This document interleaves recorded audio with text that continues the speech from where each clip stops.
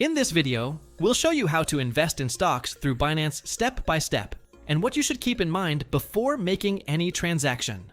The first thing we need to do is open the Binance app and sign in to our account. Once we're inside, we'll go to the Markets section, or the area where the available investment products are displayed. Here, we can use the search bar to find the asset we want to check.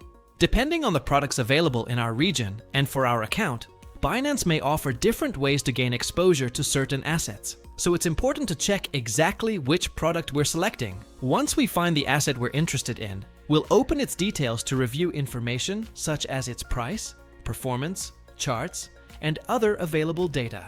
Before making any transaction, it's important to understand how the product works and what risks are involved. If we decide to continue, we'll select the appropriate option to make the transaction and enter the amount we want to use. Before confirming, Binance will show us a summary of the transaction, including the price, any applicable fees, and other potential costs.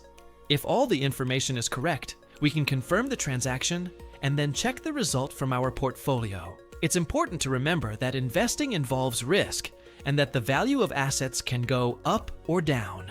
Also, not every product available on Binance represents direct ownership of a stock, so we should always read the product details carefully before investing. Accessing investment products through Binance can be fairly simple, but the most important thing is to understand what you're buying, review the terms, and be aware of the risks before confirming any transaction. Don't forget to subscribe to the channel and leave a like for more step-by-step tutorials.